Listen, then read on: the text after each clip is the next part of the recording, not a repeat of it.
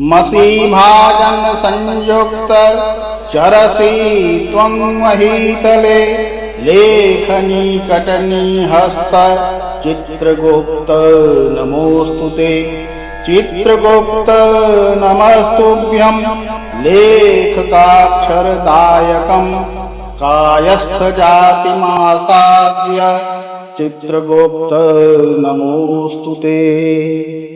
जब परमपिता ब्रह्मा जी ने सृष्टि की रचना शुरू की तो उन्होंने यमराज जी को यह जिम्मेदारी दी कि वे सभी जीवों के अच्छे और बुरे कर्मों का हिसाब रखें। लेकिन यमराज ने कहा कि 84 लाख योनियों के कर्मों का लेखा मैं अकेला कैसे रख पाऊंगा। ब्रह्मा जी ने कुछ नहीं कहा, बस आंखें मूंद ली और गहरे ध्यान में लीन हो गए। तब उनके तेज से एक तेजस्वी पुरुष प्रकट हुए, हाथ में कलम, दवात और कर्मों की किताब लिए हुए। ब्रह्मा जी ने उनका नाम रखा चित्रगुप्त। चित्रगुप्त जी को सभी जीवों के पाप पुण्य का हिसाब रखने की जिम्मेदारी दी गई। उन्हें यमराज का मुख्य सहायक बनाया गया, यानी कि चीफ अकाउंटेंट।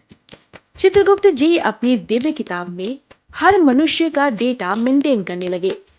समय के साथ चित्रगुप्त जी ने लेखन कला का ज्ञान मनुष्य को दिया, जिसने सभ्यता को ज्ञान का मार्ग दिखाया। भगवान चित्रगुप्त ही लिपि और लिखने की कला के जनक माने जाते हैं। उनके 12 पुत्र हुए। उनके वंशजों को कायस्थ कहा गया, जो हमेशा लेखन, प्रशासन और ज्ञान के कार्यों से जुड़े रहे। इन्हीं के माध्यम से जन्मी कैथी लिपि, जिसका उपयोग राज दरबारों, कर विभागों और अंग्रेजी शासन में रिकॉर्ड रखने के लिए किया गया। कार्तिक शुक्ल द्वितीया को आता है वो दिन जब भगवान चित्रगुप्त की विशेष पूजा होती है। कायस्थ परिवार इसी दिन अपनी कलम, दवात और खाता पूजते हैं। सफेद कागज पर हल्दी से स्वास्तिक का चिन्ह बनाया जाता है और फिर साल भर के सभी कार्यों का हिसाब लोग भगवान को सौंपते हैं। यह दिन है आत्ममंथन का, आत्मलेखा का।